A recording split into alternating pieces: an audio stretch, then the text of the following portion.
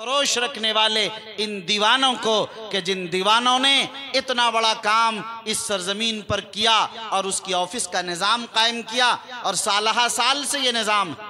लेकिन मुझे हैरत है, मैं आप हज़रात से एक दर्द की बात कहना चाहता हूँ कि तहफ़्फ़ुज़ शरीयत और वेलफेयर सोसाइटी है।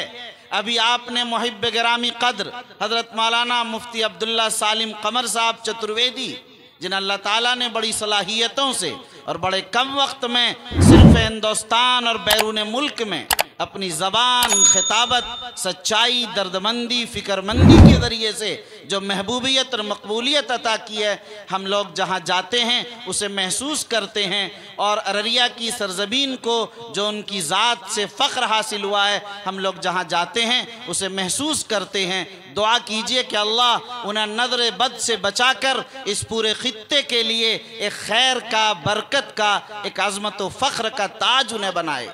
मौलाना ने जो अभी बात की और आपको खिदमात तहफ़्फ़ुज़ शरीयत का बताए, वाक़अतन सच्चाई ये है कि इन खिदमात को देखकर मेरी आंखें खुली की खुली रह गईं कि इतने कम वसाइल में, इतने कम असबाब में इन चंद नौजवानों ने और इन चंद उलमा ने मिलकर इस अंदाज का हौसला किया। लेकिन हमारे लोगों ने अभी इस बात की ज़रूरत है कि हम उसकी मदद के लिए मैदान में आए। अभी मुझे पता चला कि ऑफिस किराए ही पर है। मैंने कहा इतना बड़ा काम कर रहे हैं, हमारे यहाँ ज़मीन कौन सी महंगी है, हमारे यहाँ अफराद माशाल्लाह अल्लाह ने दौलत से उन्हें नवाजा है, कमी कुछ नहीं है। अपनी आखिरत के लिए, अपने वालिदैन के ईसाले सवाब के लिए, अपने दादा दादी नाना नानी के ईसाले सवाब के लिए, अपनी आखिरत के लिए सदक़े जारिया के तौर पर क्या हम में से किसी को यह हौसला नहीं कि हम तहफ़्फ़ुज़ शरीयत के लिए ज़मीन भी फराहम करें और उसके लिए तामीर का भी इंतज़ाम करें कि तहफ़्फ़ुज़ शरीयत का जो बेड़ा इन उलमा ने, इन नौजवानों ने और इन दीन के मुखलिस और दर्दमंदों ने उठाया है, हम इस झंडे को बुलंद करेंगे और उसके लिए हम आगे आकर इंशाअल्लाह उस ऑफिस के लिए ज़मीन भी देते हैं, जगह देते हैं या उसके लिए मकान बना कर देते हैं। हम में से किसी न किसी को खड़ा होना चाहिए। इंशाअल्लाह जो इस काम के लिए खड़ा होगा, मैं ये समझता हूँ कि वो अपनी दुनिया नहीं अपनी आखिरत को संवार लेगा, अपनी ज़ात नहीं अपनी नस्लों को संवार लेगा। या आप जानते हैं कि ये कितना बड़ा निज़ाम है, ये बड़ा अजीब निज़ाम, बड़ा अजीब निज़ाम है। आपको मैं बताऊं, इंग्लैंड में हमारे एक दोस्त थे, अभी 2016 में मैंने उनसे कहा, वहाँ एक किसी तरह की तंजीम बनी सोसाइटी, वह तहफ़्फ़ुज़ शरीयत की नहीं थी, वो खालिस वेलफेयर रिफाही कामों के लिए। मैंने वहाँ एक मीटिंग में उन हज़रात से दरख्वास्त की कि आप हज़रात को इदारा देना चाहिए। एक साहब का कारखाना था, उन्होंने अपने कारखाने के एक हिस्से को छोटा करके बाहर से दीवार तोड़कर गेट निकालकर उस ऑफिस उसके लिए दे दिया। अब जब भी मेरा इंग्लैंड जाना होता है, यूके में उनसे मुलाकात होती है, वो कहते हैं कि मौलाना मेरा कारोबार 25 साल से कम से कम था, 2000 में शुरू किया था, लेकिन 15-16 साल में हमें कोई तरक्की नहीं नज़र आई। जिस दिन से मैंने आपके इस कहने पर निज़ाम बनाया, अल्लाह ताला ने मुझे ऐसी तेज़ तर तरक्कियात अता की कि मैं तसव्वुर भी नहीं कर सकता था। मैंने कहा तो अल्लाह का निज़ाम, यर्ज़ुक़ु मिन हैसु ला यहतसिब, अल्लाह तो ऐसी जगह से अता फरमा देता है, इंसान उसका गुमान और तसव्वुर भी नहीं कर सकता। आपको अल्लाह की ज़ात पर यकीन हुआ, एतमाद हुआ, आपने गैब के साथ उठा कर दे दिया, अल्लाह आपको दे रहा है। अल्लाह का निज़ाम यही रहता है। तो मेरे भाइयों, आप ये ना सोचिए कि कोई कमी आ जाएगी, जो देगा वही बढ़ेगा और जो रोकेगा वो बढ़ेगा नहीं, पीछे जाएगा। इसलिए मेरे भाइयों, आप दस्ते फैयाज रखिए इस तहफ़्फ़ुज़ शरीयत के लिए। मैं यहाँ एक ऐलान करना चाहता हूँ आप तमाम हज़रात से, जहाँ तक मेरी आवाज़ जा रही है, मेरी दिली ख्वाहिश है कि ये तहफ़्फ़ुज़ शरीयत वेलफेयर सोसाइटी जो अल्लाह के नेक बंदों और अल्लाह के मुखलिस और बरगुज़ीदा बंदों ने जिसके लिए मैदान अमल में आकर एक आवाज़ लगाई है, हम सबसे पहले ऐलान करते हैं। मैंने पहले भी दरख्वास्त की थी कि जब इस प्रोग्राम के लिए मुलाकात हुई और बातचीत हुई थी कि भाई मुझे भी उसका मिंबर बना लीजिए, मैं भी आपके तहफ़्फ़ुज़ शरीयत का एक अदना मिंबर रहना चाहता हूँ ताकि मेरे लिए ज़रिए नजात हो सके, और हर महीने जो रकम आपको जाती है वो मैं देना चाहता हूँ। लेकिन मैं कोशिश करूँगा, ये ऐलान करूँगा कि आप तमाम हजरात भी, यहाँ जितने लोग हैं, क्या इनमें सब लोग मिंबर हो चुके हैं? जो नहीं हुए हैं उन सब को आज ये अहद करके यहाँ उठना है कि हम तमाम लोग तहफ़्फ़ुज़ शरीयत के आज प्रोग्राम के बाद मिंबर बनकर अपना नाम इंदराज करा के अपना मोबाइल नंबर देकर आज से इफ्तिताह करके इसका जाएंगे। हाथ उठाकर मुझे एक बार यकीन दहानी कराइए, क्या हर शख्स तैयार है कि इस तहफ़्फ़ुज़ शरीयत का हमें मिंबर बनना? इंशाअल्लाह इंशाअल्लाह। या अल्लाह इन उठे हाथों की लाज रखते हुए अल्लाह जो लोग इसके मिंबर बन रहे हैं माशाअल्लाह, ये तहफ़्फ़ुज़ शरीयत कॉन्फ्रेंस का जो मिंबर बनने के लिए मोबाइल नंबर है ये तकसीम कर दिया गया है माशाअल्लाह, आपके पास आ चुका है। आप हजरात इसमें जो हैं फ़ोन कर लीजिए, बात कर लीजिए या व्हाट्सएप कीजिए उसके ऊपर, और इंशाअल्लाह इसके ज़रिए से बन जाइए। मेरे भाइयों, ये बार बार कहने का मौका नहीं आएगा, लम्हों ने ख़ता की थी, सदियों ने सज़ा पाई। अभी आपको ऐलान किया, हम बहुत पीछे रह गए, हम बहुत पीछे रह गए। लेकिन दुनिया का पीछे रहना तो कोई नुकसान नहीं, आखिरत से भी हम पीछे रह गए। हमने आखिरत के लिए क्या तैयारी की मेरे भाइयों?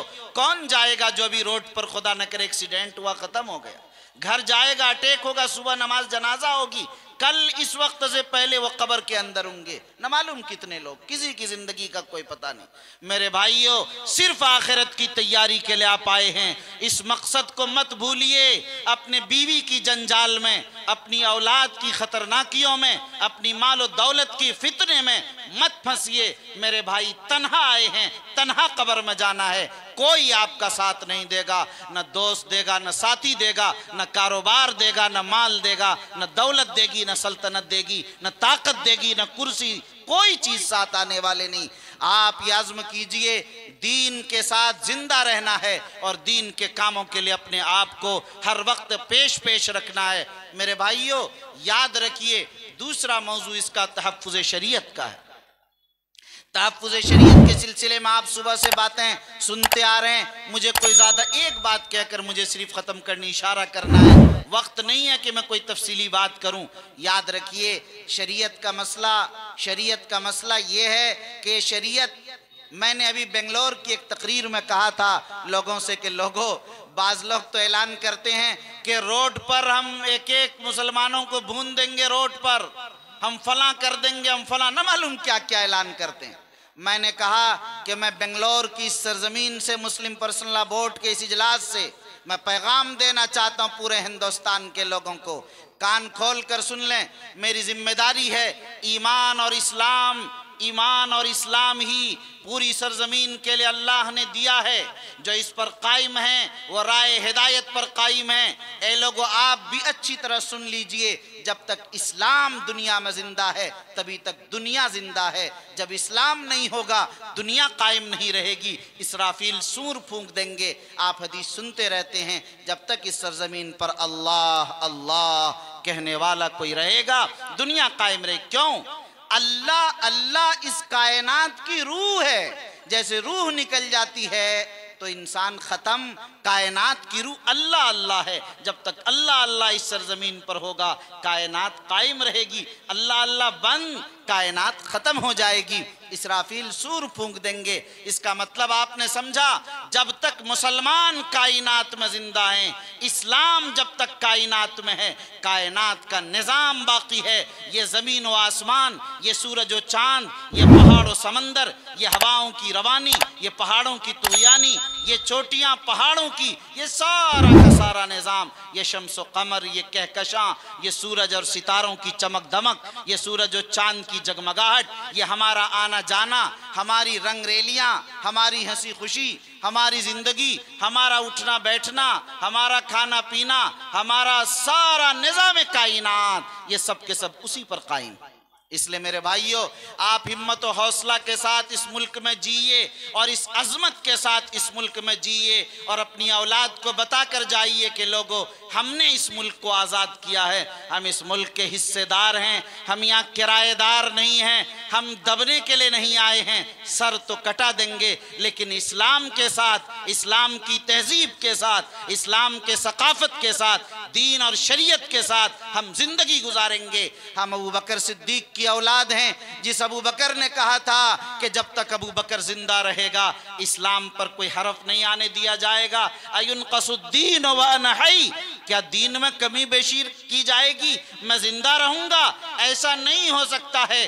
जब तक दीन रहेगा तब तक ही मैं रहूंगा और दीन के जाने से पहले अपनी कुर्बानी का नजराना मैं दीन के लिए पेश कर दूंगा। अबू बकर सिद्दीक का जुमला था। मेरे भाइयों, याद रखिए, हर जमाने में हमारे बुजुर्गों ने यही किया। इमाम अहमद इब्न हम्बल जो 200 रकातें रोजाना पढ़ते थे, 4 इमामों में एक इमाम है। बादशाह वक्त खिलाफत अब्बासिया के बादशाहों ने कहा, कह दो कि कुरान मखलूक है। उन्होंने कहा नहीं, जेल में डाल दिया गया।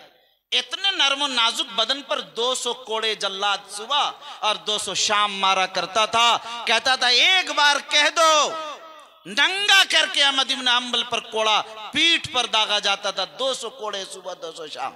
3 साल गुजर गए। जब कहा जाता था कोड़े लगाए जाते थे, उस वक्त अहमद इब्न हम्बल ऐलान करते थे कि कुरान मखलूक नहीं है, अल कुरान हुवा कलामुल्लाह लैसा बिमखलूकिन। कुरान अल्लाह का कलाम है, ये मखलूक नहीं है। कोड़े खाते जाते थे। हमारी तारीख खून से, कुर्बानियों से, शरीयत के तहफ़्फ़ुज़ के लिए जोद मुसलसल से इबारत है। इसलिए मेरे भाइयों, खलीफा आपने देखा हिंदुस्तान में खिलाफत अकबरी का दौर है, अकबर का। उस दौर के अंदर आपने देखा मुजद्दिद अफ़सानी रहमतुल्लाह अलैह को जंजीरों में जकड़कर ग्वालियर के जेलों में डाल दिया गया। लेकिन वहीं से उन्होंने ऐसी तहरीक चलाई, ऐसे खुतूत लिखे, ऐसे मकालात लिखे, ऐसी तसनीफात की, ऐसी तहरीरात लिखी कि आज उसकी वजह से इस्लाम जिंदा ताबिंदा और इस्लाम और दीन की शरीयत और तहफ़्फ़ुज़ का बड़ा फरीज़ा अंजाम दिया। अंग्रेज़ों का दौर आया, शाह वलीउल्लाह के साथ, शाह अब्दुल अजीज़ के साथ, न मालूम कितने बुजुर्गों के साथ क्या क्या पेश आया।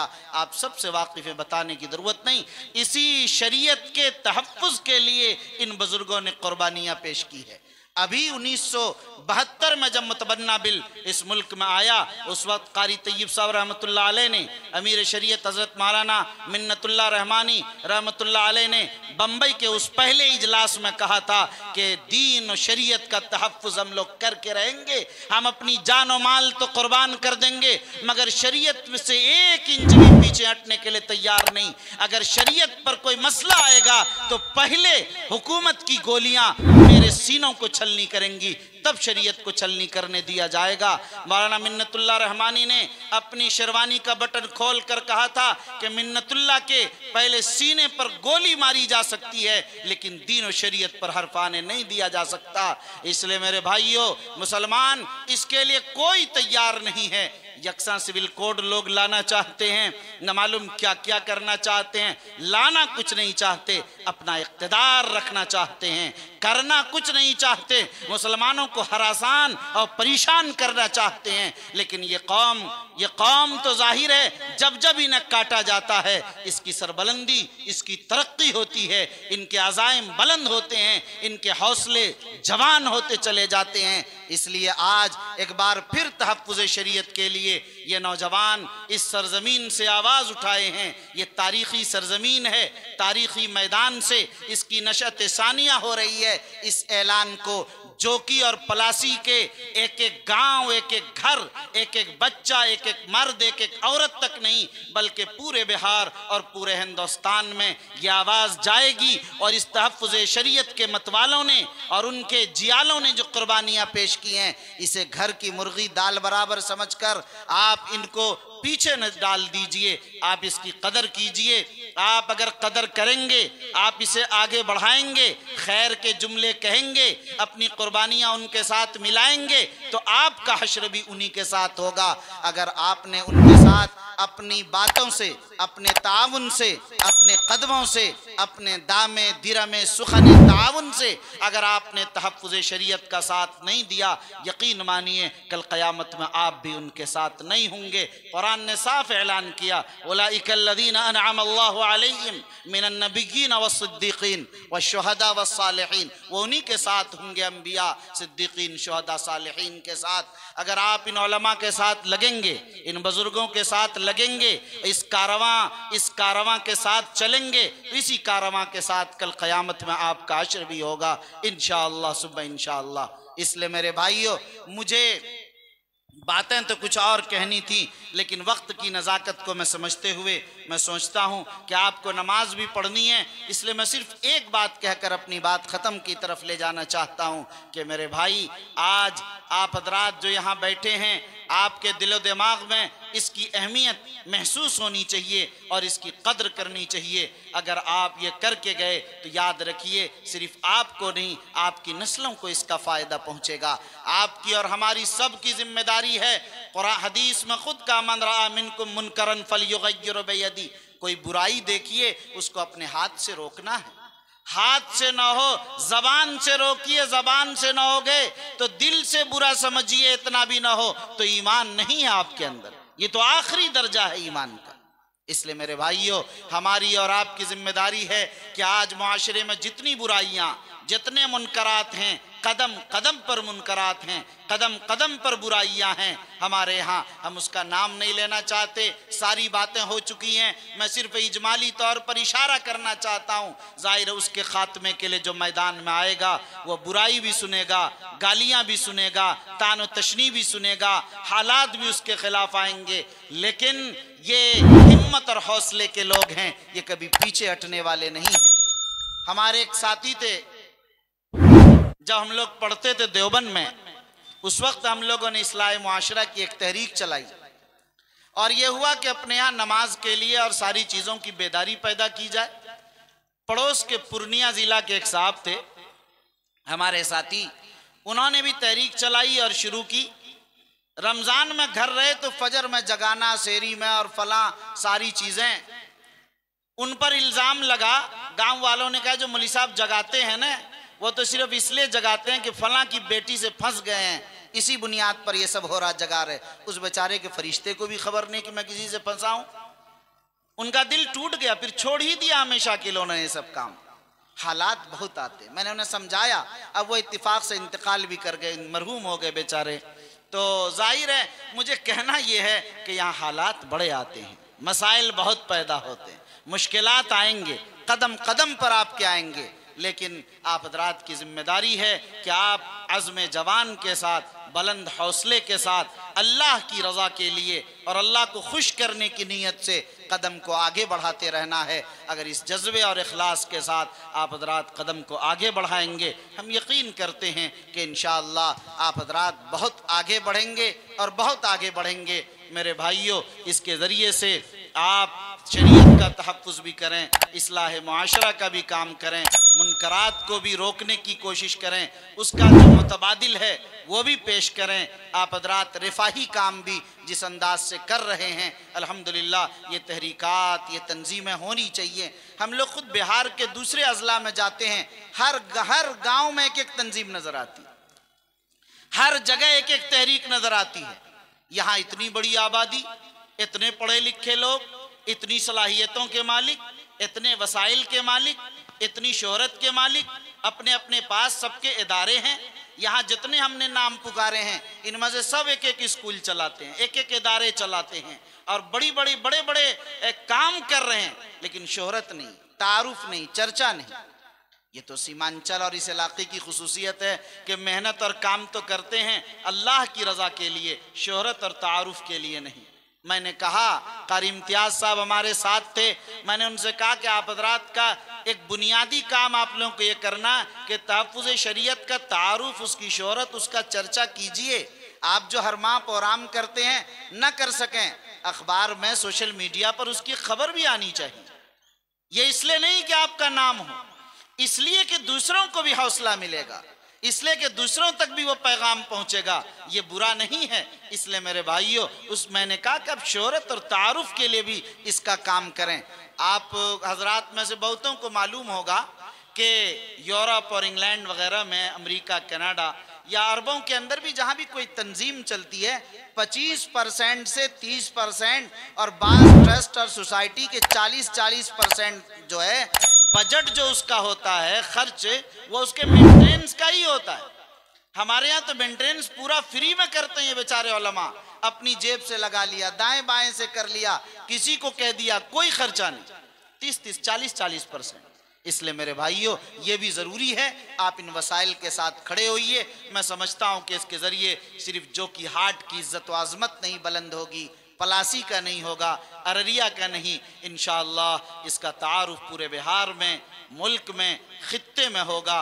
मेरी यही दुआ है कि अल्लाह ताला आप तमाम हजरात की आमद को भी कबूल फरमाए और अल्लाह ताला तहफ़्फ़ुज़ शरीयत के इस इजलास को इस इलाके के लिए और खित्ते के लिए एक ये समझ लीजिए कि हमारी किस्मतों को बदलने और हमारे माशरे में तब्दीली और इनकलाब पैदा करने और एक बदलाव लाने का ज़रिया इंशाअल्लाह होगा। मैं देखता हूँ कि जो नौजवान इसमें लगे हुए हैं और जो उलमा और जो दानिश्वरान इससे जुड़े हुए हैं और जो मुआविनीन इससे वाबस्ता हैं, तो उनके अज़्म हौसले से मुझे बड़ी उम्मीदें हैं और मुझे अंदाज़ा है कि जो अज़ाइम उन्होंने बयान किए हैं, जो मंसूबे उनके मुस्तक़बिल में हैं, इंशाअल्लाह अगर आप हज़रात का ताउन रहा तो ये अज़ाइम भी पूरे होंगे, ये मंसूबे भी ज़मीन पर आएंगे और इंशाअल्लाह इसके दूर रस असरात और नताइज भी मुरत्तब होंगे। दुआ फरमाए अल्लाह ताला हम सबों की हाज़िरी को कबूल फरमाए। आमीन व आखिर दावाना अनिल हम्दुलिल्लाहि रब्बिल आलमीन। दुआ से पहले इजहार तशक्कुर के लिए 1 मिनट हज़रत मौलाना अब्दुल वारी साहब मज़ाहिरी और उसके बाद 1 मिनट के लिए हज़रत मौलाना नौशाद आलम साहब मज़ाहिरी।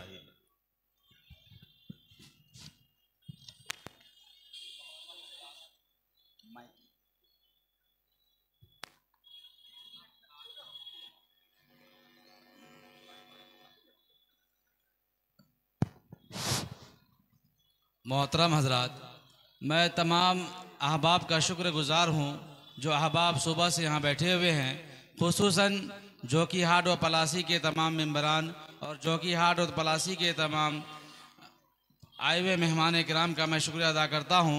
अल्लाह तबारक ताला आप लोगों के बैठने को कबूल फरमाए और इस तंजीम के जो अगराज़ मकासद बताए गए हैं उस पर अमल करने की तौफीक नसीहत अता फरमाए।